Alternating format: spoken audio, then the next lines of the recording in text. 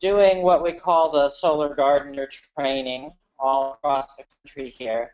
What we're trying to do is to have people be able to work in their local communities to set up what we call shared solar or a solar garden. So these two words are pretty much synonymous: community shared solar and solar gardens. What I like to say is it's like a community garden, except instead of a patch of panels, or instead of a patch of vegetables, you get a patch of panels. So what does this mean? You have a credit directly on your bill. That we call that virtual net metering for the power that your panels produce. The idea is we try to make it look like the panels are on your own roof to the customer. Any electric customer can participate. We call them the subscribers or the participants. Typically, that will be somebody with a shaded roof, perhaps somebody who's renting in historic districts. Sometimes they don't want to have solar panels on the buildings.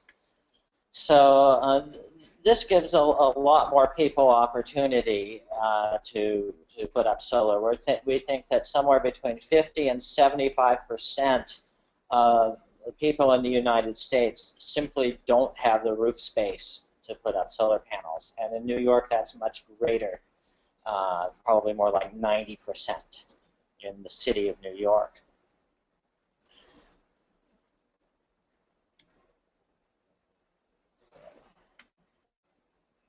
So the way that this works, and people always ask, well, how does this work? You have the solar garden and the subscriber are both connected to the power utility. They're not connected to each other. There's no wire going directly from the solar garden to the subscriber. What happens is the subscriber purchases some solar panels. They may get a loan or some way to pay over time to do that.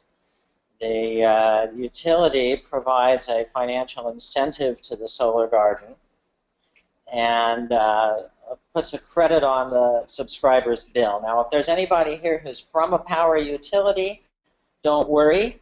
The subscriber still is paying their regular electric bill, but might be reduced by the amount that these panels are producing. And the energy flows from the solar garden to the utility, and then from the utility to the subscriber through the ordinary electric grid. Chris wanted me to show you some examples here of where these solar gardens might go, how large they are. So I got two examples of a very small and a rather large solar garden. The smallest solar garden I've been able to find has only 2 subscribers. Ben and Jerry, how about that? It's on Ben's guest house. And I couldn't find a picture of it, so I put in this picture of solar-powered cows. And I understand if Bernie wins, every cow will be solar-powered. Now, for a larger array, this is I chose this because this is the sort of thing that we might see in New York City. This is in San Francisco. It's affordable housing units, 260 subscribers connected to this solar garden, and they are allocated their subscription based on the square footage of their apartment. This is 700 kilowatts, which is about 4 acres of rooftop panels here. Solar gardens can get even bigger than that.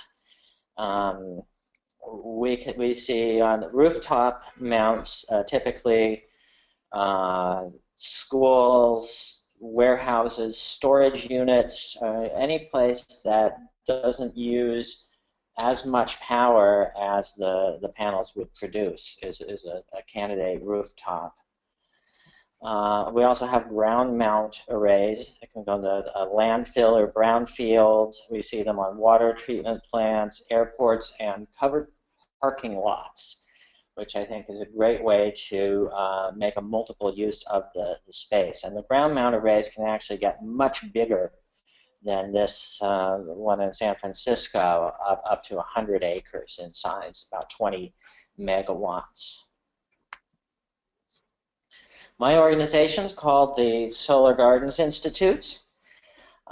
We have our mission statement here for you to look at. What I say is it's people, policy, and projects are the three main points of what we do. For people, we're doing education and we're learning from people. So everywhere I go, I learn from each state, each organization, find out what their needs are. And so that helps set up good policy for each utility, each municipality, each state. And then the third part of the mission statement, where the rubber hits the road here, is basically to help people through the process of getting one of these up. Because it can be a little bit complicated. It really shouldn't be as complicated as it is, but it is. So we need to deal with all of the different steps in developing one of these arrays. And the fourth part of the mission statement is the vision, to make affordable solar energy available for all humanity. And that's what's driven me beyond Colorado, beyond the United States, to work in places like Tajikistan to help them develop community solar.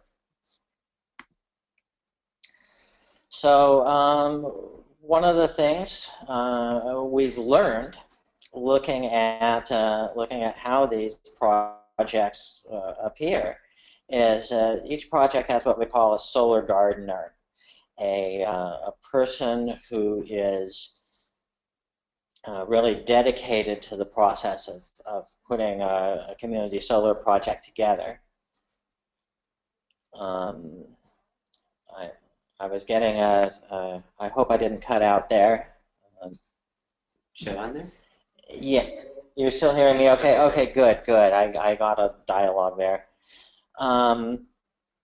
So we say that these people are both community organizers and project managers, and what connects them is their dedication to getting a project done, to push it through all the hurdles.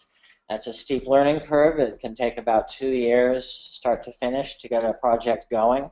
Question is, how do we accelerate that? Up here we have the prototypical solar gardener. His name's Gary Neistat in Ellensburg, Washington. This project was conceived in 2003, went up in 2006, and I believe it's one of the first 3 or 4 solar gardens in the country. So a really exciting thing happening right now, the National Community Solar Partnership. That's how I got out to the East Coast to present at this event. A lot of government agencies, primarily a partnership between the White House and Department of Energy. There's 68 partners, and there's an opportunity for more partners in the partnership. So I've been asking a few people here in New York about participating in that because we need more of the grassroots organizations involved. And they've developed over $500 million in commitments to develop community solar for low and moderate income communities. So that's something that, you know, we should take a look at here in New York, because those sorts of projects that you saw at Valencia Gardens could happen right here with those same commitments. Okay, we're at 10:15, and it's time for clarifying questions. We have 5 minutes for any questions coming off the webinar, and then also some in person. Maybe we'll do one from the webinar first, and then we'll see if. Yeah, we might hit the webinar ones because we're going to have some time afterward to speak with the folks in the room that's about a variety of questions. So I did get some questions. If folks do, we're going to take 5 minutes here. If folks do have some additional questions about what is said or sort of the major concepts, please go ahead and raise them. I did get a couple of questions just about, very specifically about some of the projects you've already mentioned. One, if you know about the Valencia Gardens complex, do you know if they were separately metered? The affordable housing units now? Yes. Now there are 9 essentially what you call master meters. So that array is actually 9 separate arrays, and it's virtual net metered onto the bills of each of the residents in the complex. Okay, that sort of leads to the second question then. I think you just sort of answered it, but how solar gardens can actually work in the context of a master metered apartment building. So I guess you would have the main meter would be connected to the grid, and then the apartment building would have to work out some way to distributing those credits to their sub-meters. Is that? Yeah, there's a variety of ways to do that. Now in California, on-site virtual net metering, it's a technical term here, that it's allocated according to the square footage of each apartment. Now, I don't believe you have that specific rule here in New York State. I think you're going to be using generally the community solar policy. So not every apartment has to be a subscriber. You could have subscribers in other buildings, elsewhere in Con Edison, as long as they're on the same utility. Great. And then another question from the same participant. Can municipal property that is tax exempt be used as a site for a community solar garden that benefits private businesses or residents? Seen examples of that, I guess? You know, I'm really interested in municipally owned or operated solar gardens. It's a way that municipalities can get involved in renewable energy without having to go through the huge pain in the rear that Boulder, Colorado has had to do to get their municipal utility set up. So it's kind of municipalization light.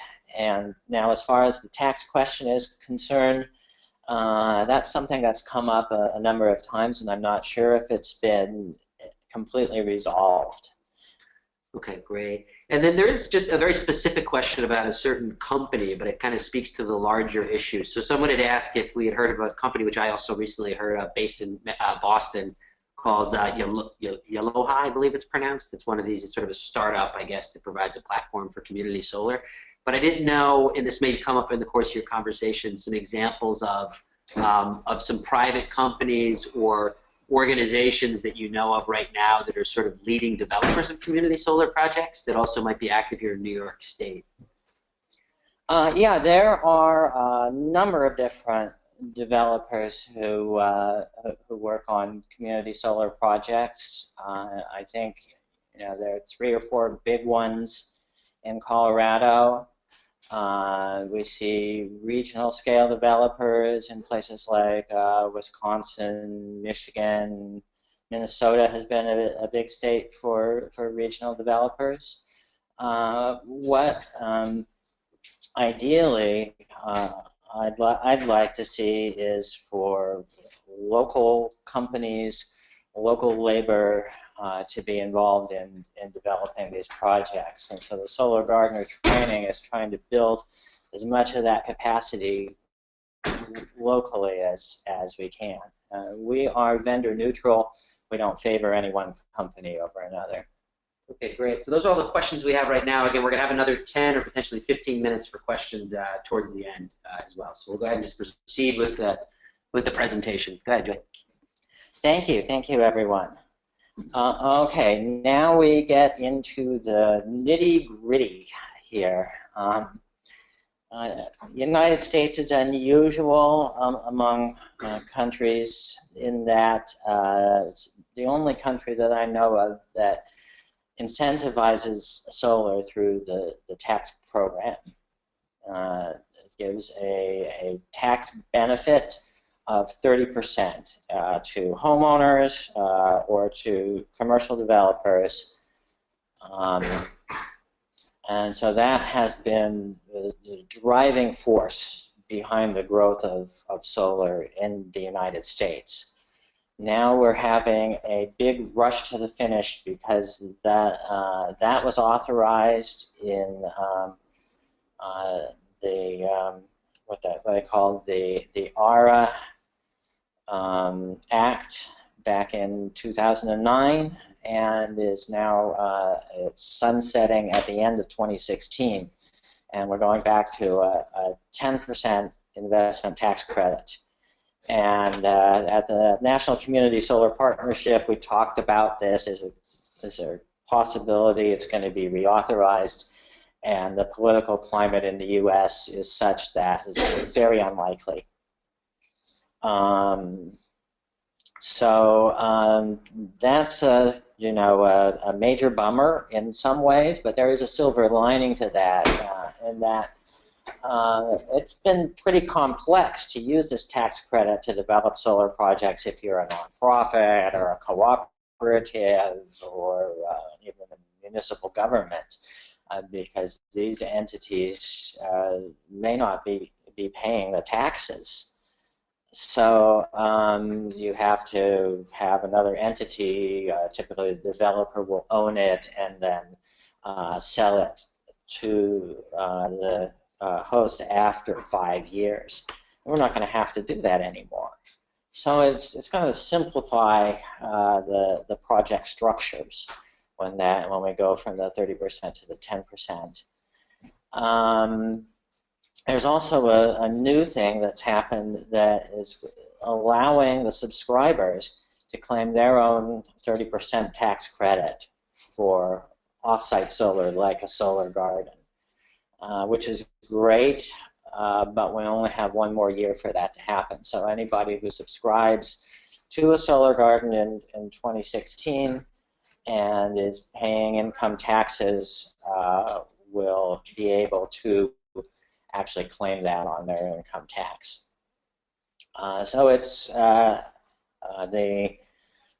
mood in the solar industry is something of gloom and doom. We're expecting that 2017 will be the first year in many years that there will be actually less solar developed than the previous year. But even without using the investment tax credit, people can still save money on solar.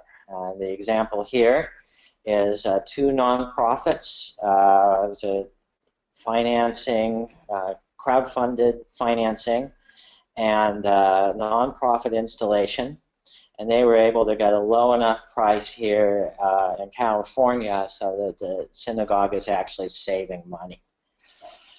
Now, you don't get quite as much sun in New York as you do in Oakland, but I think you're still going to be able to come out ahead. Real quick, Joy, I see that there were some additional questions that came up that weren't visible on my screen. Okay. So we'll go ahead and cover those at the end of the presentation. So just wanted people to know that. Okay, thank you. Thank you. Okay, the second big factor in community solar is what we call securities law.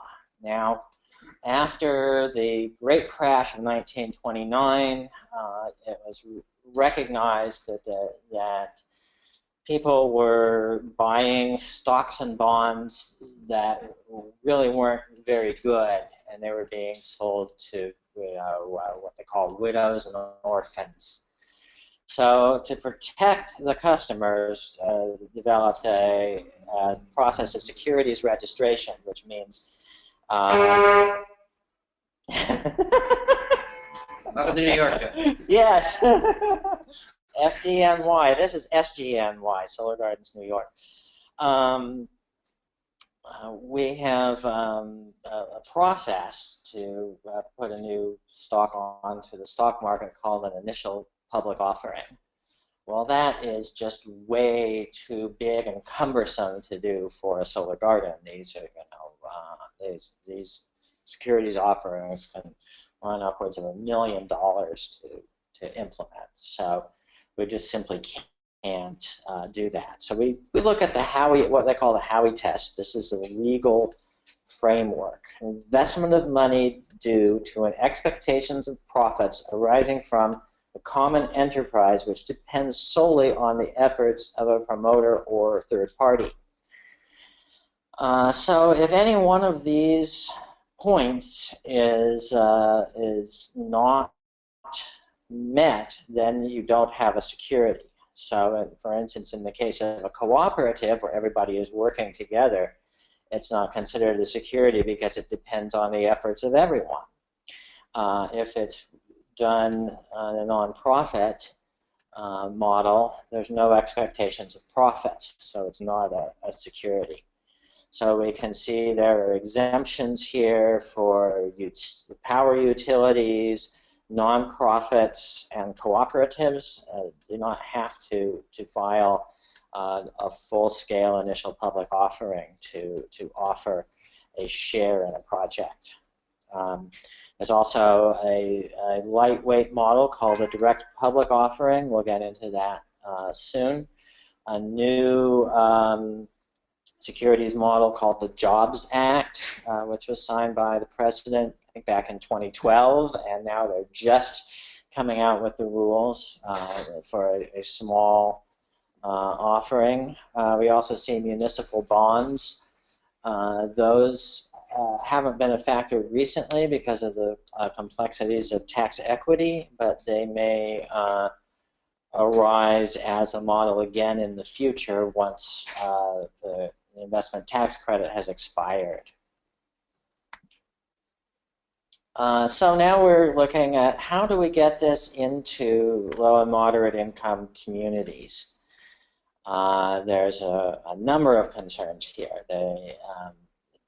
Probably the biggest one is that most people who have solar panels on their own roof are actually fairly well off. Usually people who can afford to pay the cost up front or have a relatively high credit rating to afford a solar lease.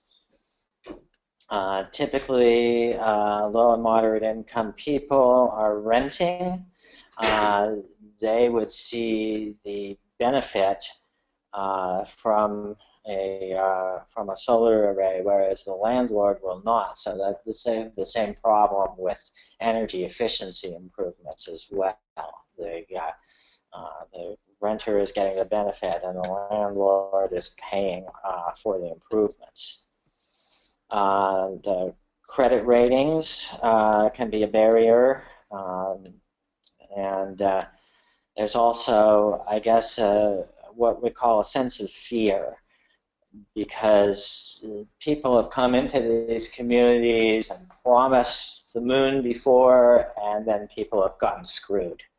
So we want to make sure that, for instance, I worked with a community in a very remote mountain region of Colorado, and I said, well, after 5 years, we can give ownership of the solar plant to your community. And they said, well, I don't know if we want this, because... Shut it off for a minute. No, you can hear? Okay. Yeah. So they had been given ownership of a power plant, which then closed and broke down and became blight right in the middle of their city. So they were really concerned about the operation and maintenance and the decommissioning of the solar array. And then, of course, the big one, affordability. Solar has been thought of as expensive or more expensive than regular power. And that, of course, is a barrier to anybody who's trying to make ends meet. So these are the solutions using community solar.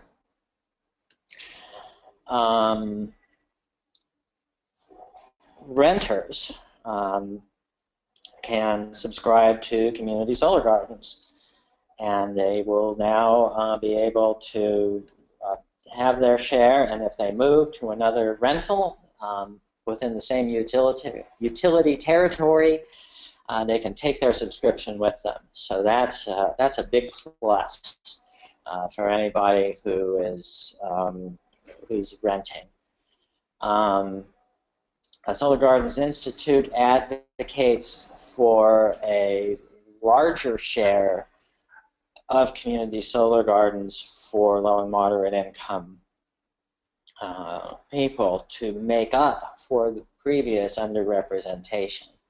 And this is something I think we haven't been fully successful in reaching yet, but in order to get everybody solar, eventually that's what we'll have to see.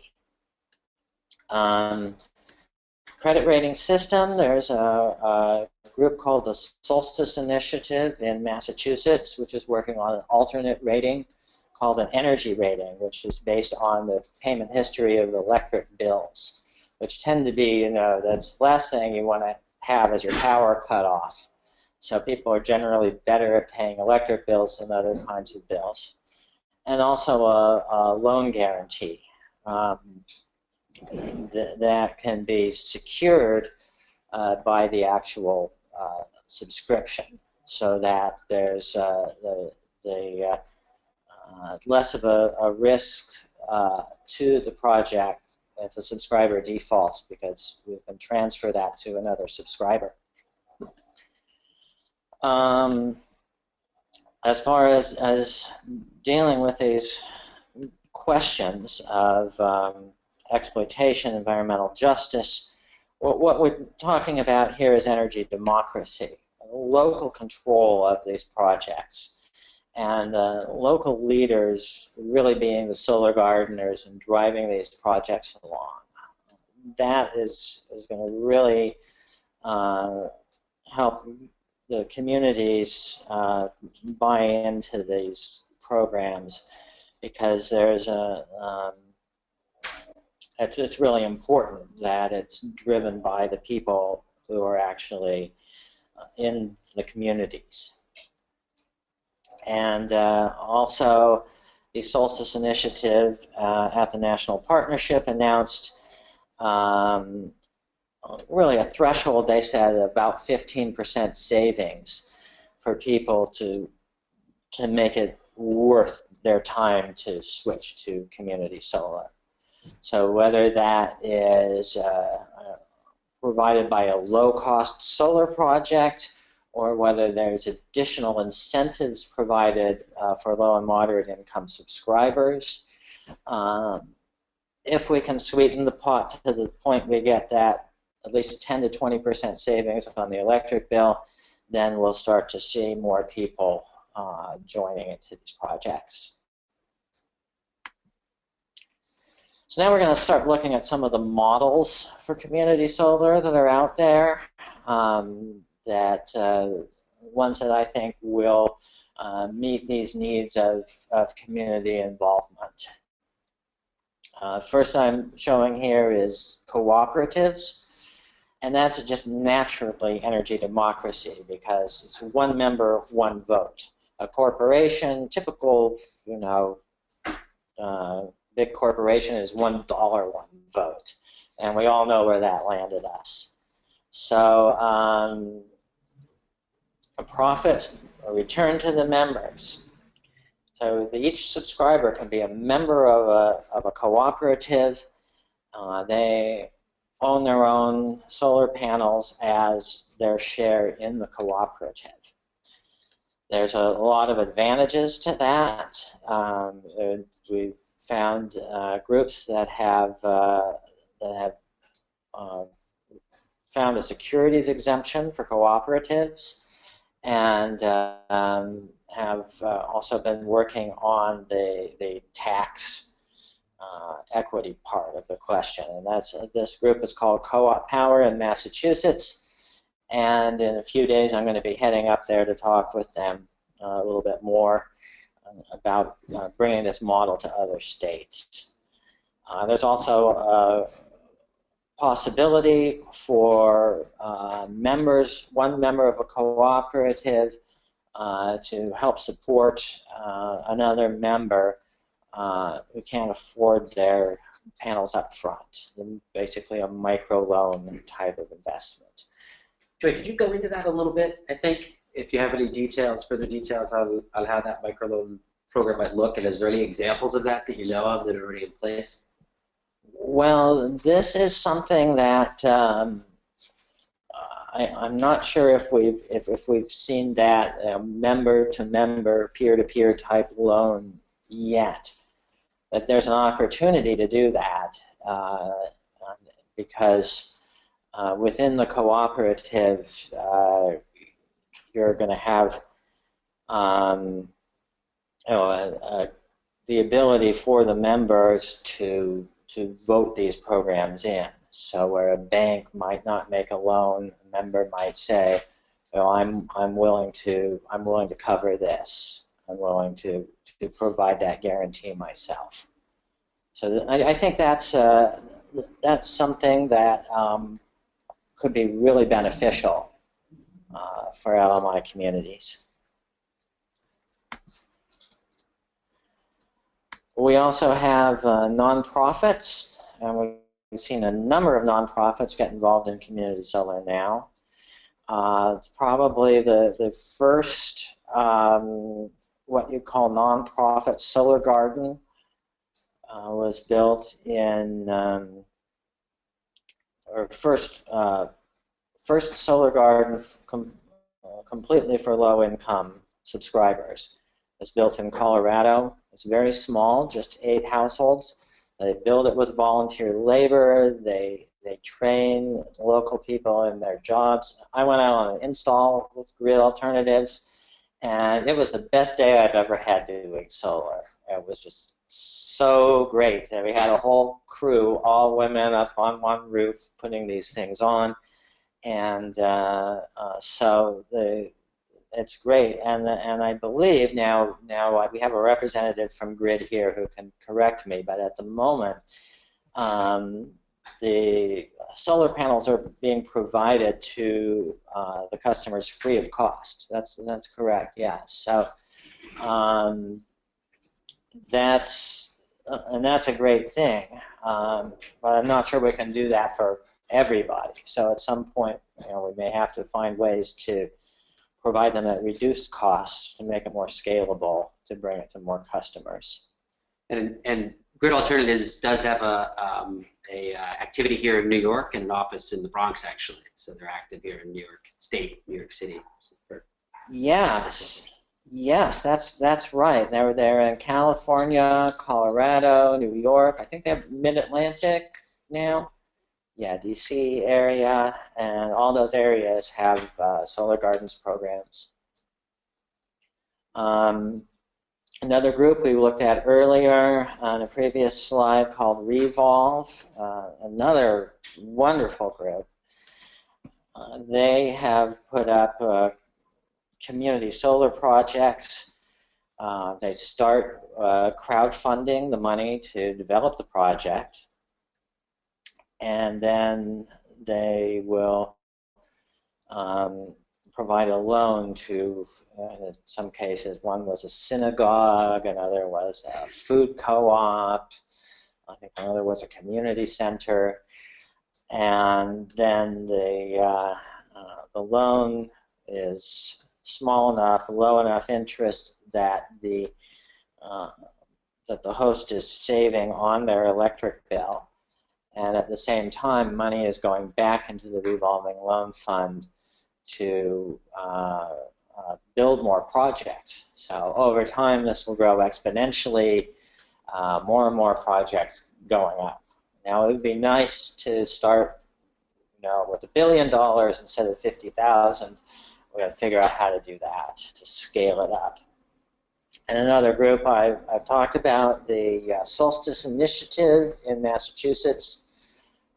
Very exciting what they're doing, and they're involved in a lot of what we call customer acquisition, subscriber marketing, and really looking at the nitty-gritty of what it takes to get people involved in these projects, whatever their income level, whatever their credit rating. Another really interesting model that's out there, it's called the direct public offering. This is a small for-profit offering. And you can offer up to $5 million of securities, but only within a state. So, when you would, all of your subscribers or investors in your project would have to be living within New York State. There's a company called Cutting Edge Capital. It's a B corporation, and they are really the evangelists for this model. I have put together a number of direct public offerings. California, Massachusetts, I'm not sure about New York, but they are doing what they call DPO boot camps all across the country here. We have a case study that Cutting Edge Capital has supported called the SunSpeed electric vehicle charging. I haven't seen them do a solar garden yet. We've been trying to get some grants to pull that together, but they have put together a vehicle charging network in California using DPO. And then probably the biggest DPO model for community solar is a Solar Mosaic, which is I believe I saw that in 2013 they had 1,500 investors, $2.3 million of crowdfunding. I think they have switched. They've done a pivot to a different model, supporting mostly rooftop solar, but they were able to put together, I think, a few dozen small-scale community solar projects using this. So it's certainly a viable model if you're not a startup company needing to pay off your venture capitalists. One thing I'd like to see is what we call an open source model for community solar. One thing we haven't talked about is all the software that the solar gardens have to use to talk to the utilities and report the usage and the subscribers. And also all of these contracts. There's a subscriber contracts, there's host lease contracts, and a number of other contracts. And those can be provided as legal boilerplate. And the more open this is, the more grassroots driven the programs can be. I think we see a lot of, we see private developers holding these as a sort of pseudo intellectual property and trying to not release them widely. So we're interested in working with companies, developers who are willing to share this with the world so that we can make this go faster and faster.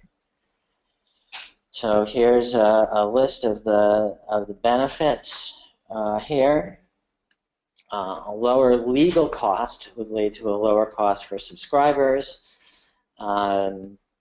Developers, we can bring in more of our what we call the local or regional solar developers to build open source projects. It saves the utilities effort in building a new software system to connect to their billing. makes it more possible for our solar gardeners, the community-initiated projects, to get up and running, and it also makes smaller projects possible because you have less legal overhead in having a project happen. And it's those fixed costs that make it so hard to do these small projects that are mostly what you're going to see in New York when you're going to have mostly rooftop scale solar arrays. Right, that brings me to the end of the me talking to you part of the presentation. I encourage everybody to visit solargardens.org, join the mailing list. For people that are here in the room, I encourage you to get my card. Doing what I can to mentor people who want to be solar gardeners and to develop projects in their area. Now we are at 15 minutes to the end of the hour. I'd like to open it up for questions off of the website. Yeah, we do have a number of questions that range in specificity. One question that a lot of people ask in different ways is particularly here in New York City, what are the special challenges or obstacles or opportunities that exist in not only an urban place like New York, but the densest urban environment in the largest city in the country with the highest electricity rates. So what are you sort of seeing or hearing right now in terms of possible models that might be moving forward or potentially could move forward in the 5 boroughs? New York City is a particular challenge. You have lots of multi-unit buildings, very strict fire codes, small roofs. You've got very tall buildings, and you have a pretty moderate amount of sun. It's not a super sunny place. It's not Seattle either, but so there's and the other issue is what I call the legacy electric grid. This is the first city in the United States to get electrified, first large city anyway. And really this is where the initial battles of the early utility industry played out. So there's a lot of stuff that's been built on top of other stuff that's been built on top of other stuff.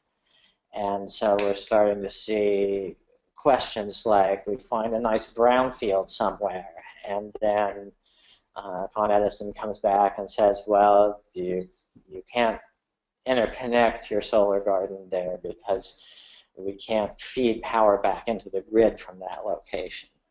For instance, that's a typical kind of issue. Now, electricity costs being high means that there's more opportunity to save money with your solar garden, because every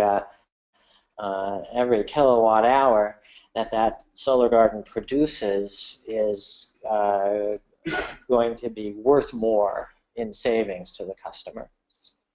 Great. Yeah, and I would just say, as a solar representative of a solar organization down here in New York, I think because of those two factors, you have high barriers, but you also have such huge high potential demand for this because of electricity rates being so high, that I think we kind of have to make our own road by walking here in New York City. And I think that community solar will be used as a vehicle to generate and develop solar in much different ways, a different pattern of development than it has happened in other places. And there's people sitting in this room here with me right now, actually, who have some ideas about that.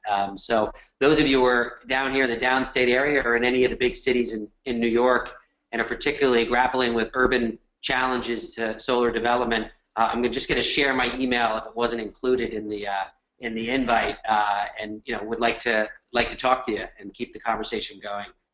I had a lot of other questions as well, just for clarification. One just quickly was the question about the open source model, which you're talking about, and that's one that a lot of folks in New York State that we deal with are really interested in as well.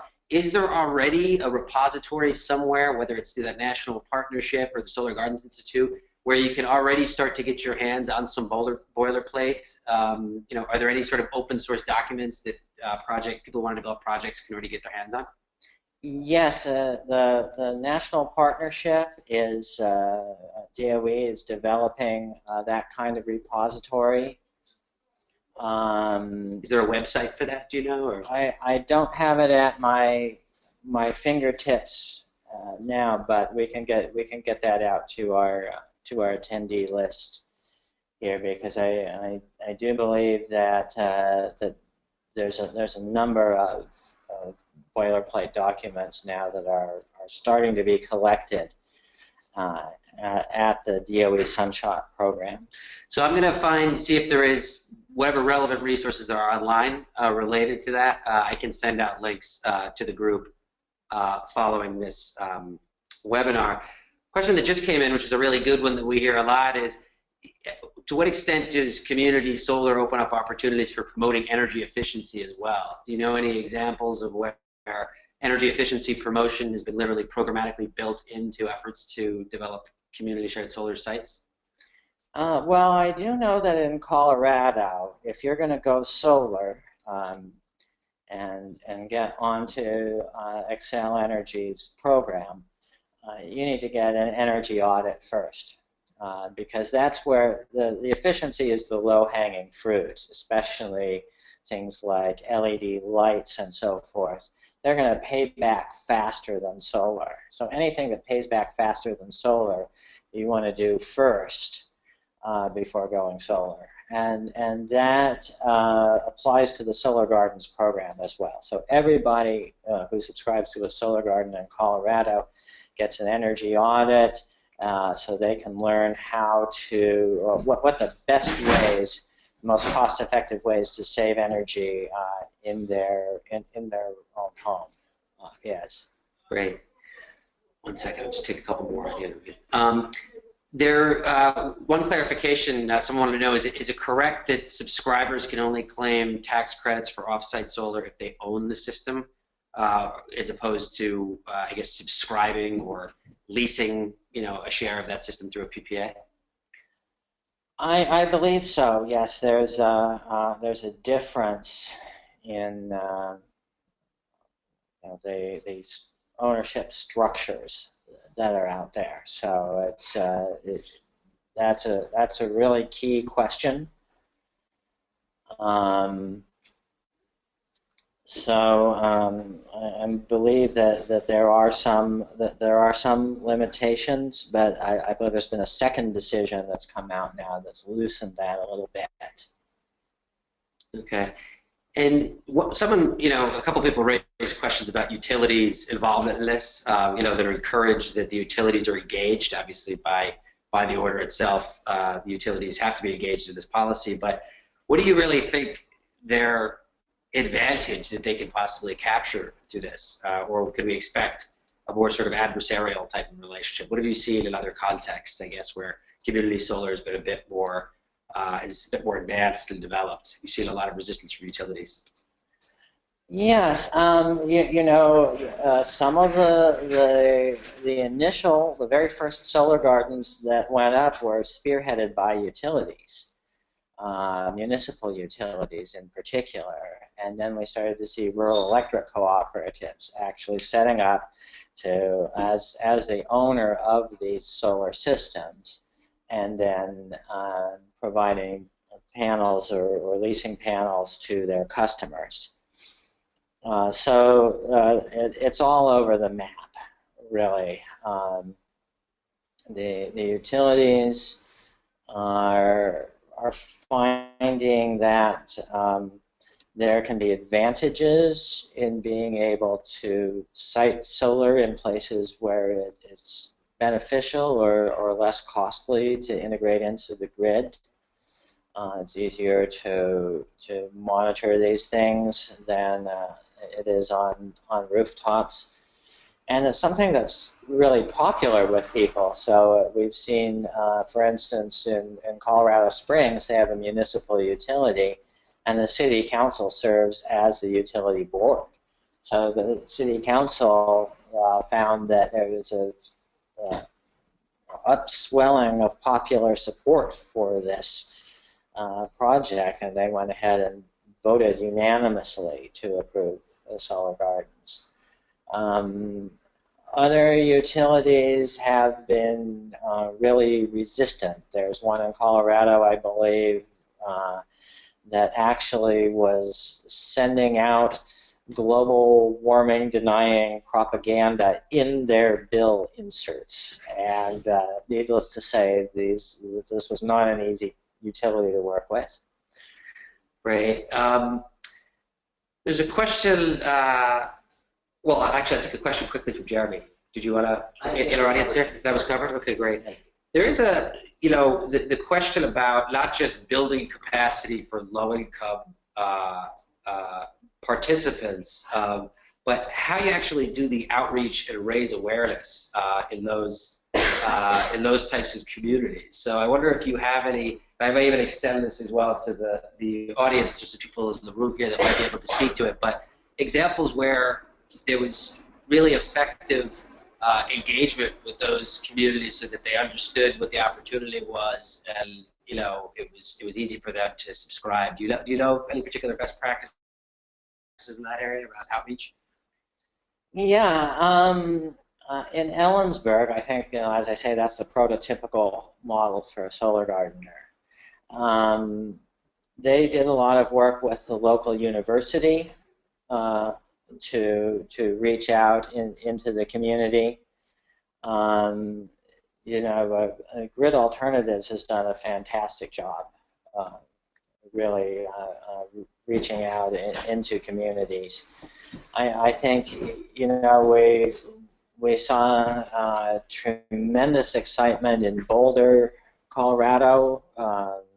We would have hundreds of people turning out to meetings, and I think that it's really important to go out and engage the grassroots. You don't just want to plunk one of these things down and then tell people what to do. I think the word one word I heard this morning was called astroturfing. Yeah. So we don't want to see that, and that's right where we go back to engaging, working with the local leaders, giving them the tools and letting them run with it.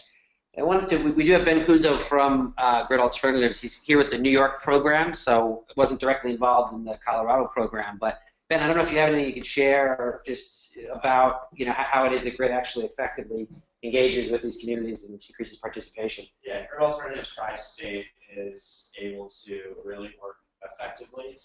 Come over here. Talk into the mic.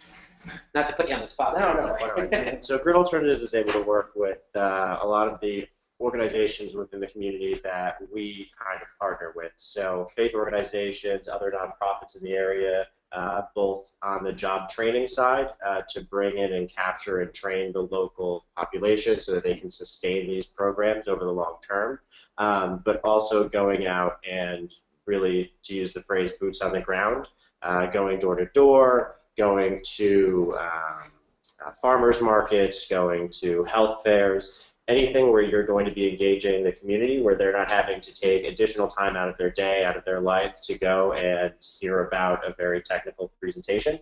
By making it very communal and extending that sort of vibe and feeling throughout the process enables us to capture a lot of the community, both for the purposes of expanding our impact in capturing clients, but as well as working from the grassroots and the bottom up to impact and really support energy efficiency and energy democracy throughout New York City and New York State. And they're building the thing themselves.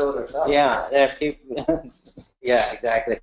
Ben, if there was a link here I was to put in that might be able to help people here in New York connect with Grid Alternatives, would that be just your web, the New York one? Okay, so I'll make sure. You can also Google that in New York and you'll be able to find it. Again, it has an office here in the Bronx. I think they're active in Albany as well, and a few other parts of the state. So great. Well, I think we are just at 10:59 right now. There were a couple of additional questions, but unfortunately we've run out of time.